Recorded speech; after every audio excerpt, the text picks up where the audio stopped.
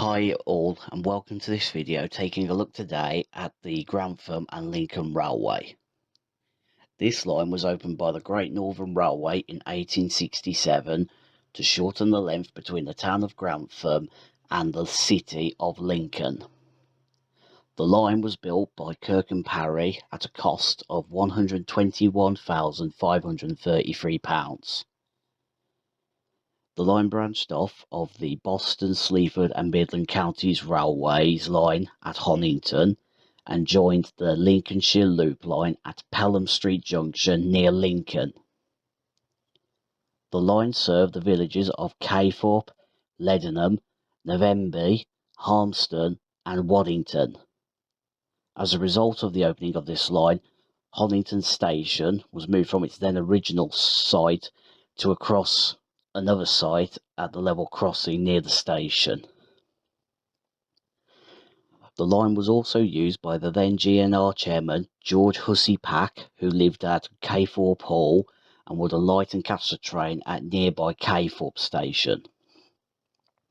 The line was also subject of a 5-mile-per-hour speed limit when the Broader Trade Sanction allowed the running of passenger services along the line.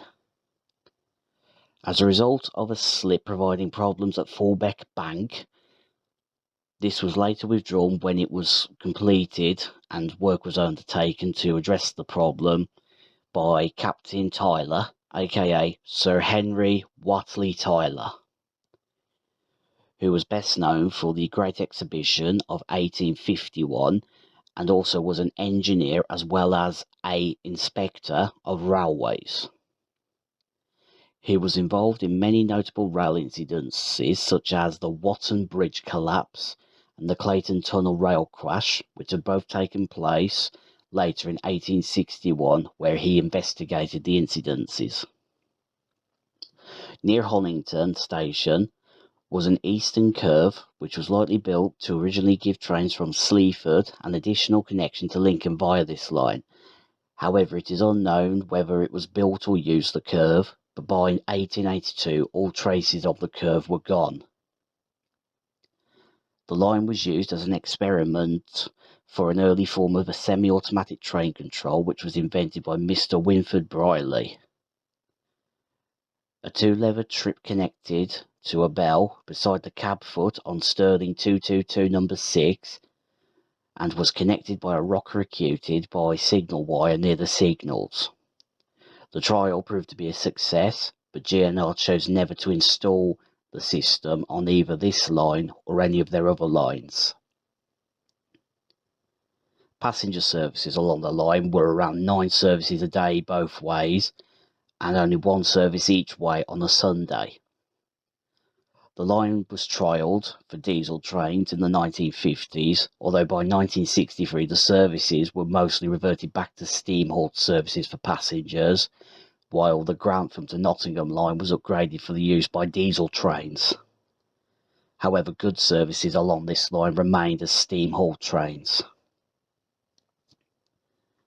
The line served the Bracebridge Gasworks near Lincoln, but in 1963 a serious accident happened at the gasworks which sadly resulted in the death of 2 drivers as a result of a miscommunication of a signalman giving clear signals to a down train to pass, which then resulted in it hitting another train at 40 miles per hour, which sadly resulted in the death of the 2 drivers.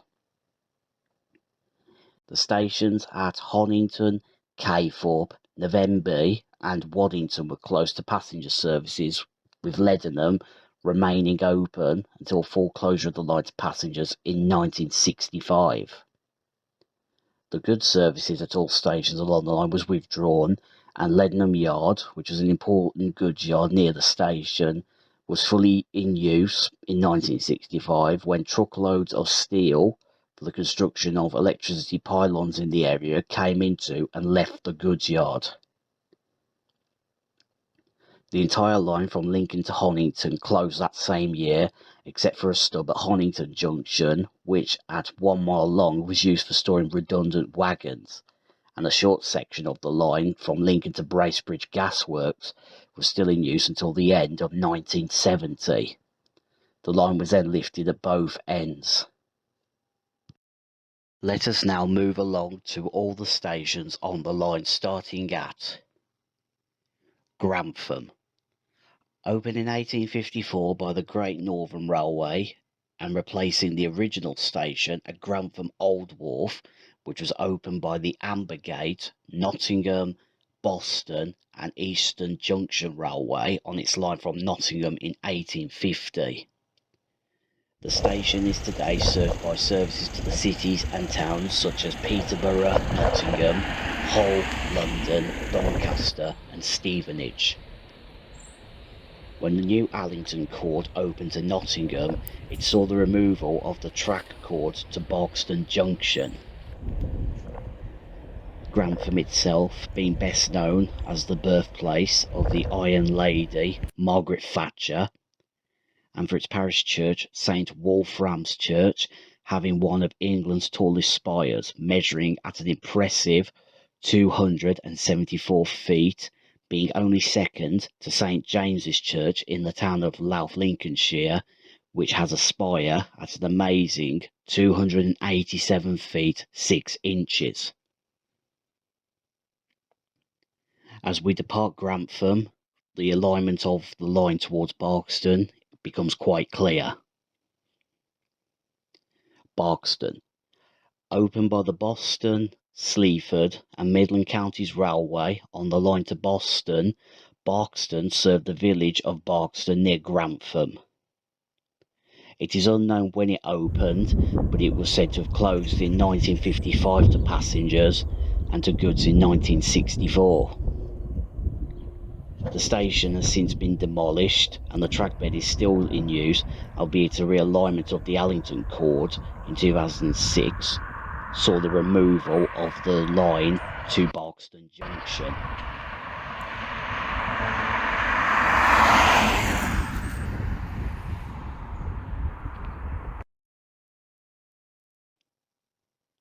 Honington. Opened in 1857 by the Boston, Sleaford and Midland Counties Railway, only to close in 1867 when the line to Lincoln opened and moved west to the opposite side of the level crossing on the opening of the line. Honington served the small villages of Honington and nearby Colton Scroop. The station was closed to passengers in 1962 and to freight in 1964, before complete closure of the station in 1965. The station building still survives as a private residence, and evidence of the recited station on the opposite side of the crossing is visible, with parts of the former Lincoln and Sleaford bound platform and the former Grantham platform still visible, albeit in a now derelict and crumbling state.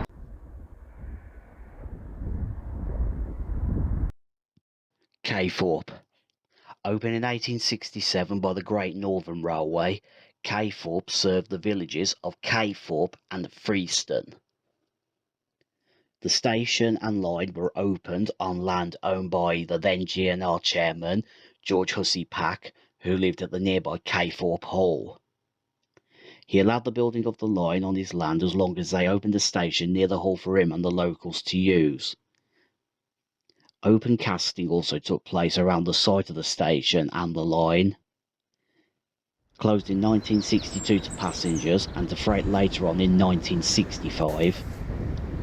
Today nothing remains of the station as it is now occupied by Mid UK Recycling Limited, who deal in recycling. On the opposite side of the bridge, still visible, is the trackbed towards Lincoln, which is untouched and is now becoming overgrown. Leadenham. Opened in 1867 by the GNR, Leadenham served the villages of Leadenham and Welburn. The station was also home to Leadenham Yard, which was where the handling of goods to and from the station took place on the line. The station survived the initial closure of the stations on the line in 1962 and continued for 3 more years being used by both freight and passenger services, until final closure of both the line and station in 1965. Today the station is in private ownership and the trackbed is still visible with parts of it now a public footpath. The former Leadenham Yard is now occupied by Troops Leadenham Vauxhall Service and Isuzu dealer. The former goods shed also survives and is now part of the Troops Leadenham industry area. Navenby. Opened in 1867 by the GNR, Navenby served the villages of Boothby Graffoe, Navenby and Wellinghore. The station was located in a cutting on Church Lane to the west of Navenby, around half a mile away from the village centre. Closed in 1962 and the line in 1965. Today the station survives as a private residence, although now obscured from the road bridge by trees. But as one can see, a small section of the Grantham-bound platform appears to survive, and the trackbed to the south is still visible, as well as a trackbed passing under Church Lane. The village of Navenby has expanded since closure and forms a small urban area with both Wellinghore and Boothby Graffoe.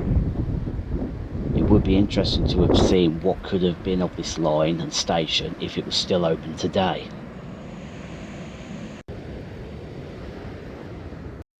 Harmston.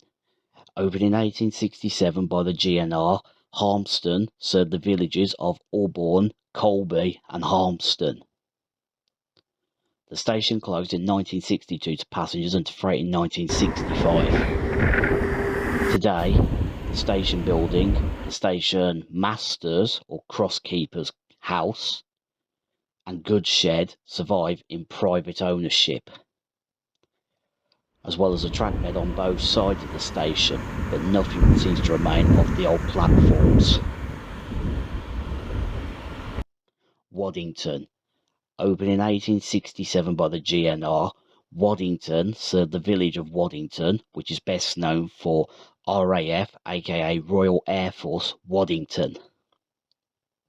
The station closed to passengers in 1962 and to freight in 1965. Today, the station survives as a private residence and the site is now in use for a farm shop. The trackbed north towards Lincoln is now occupied by housing and a road called Rutland Avenue.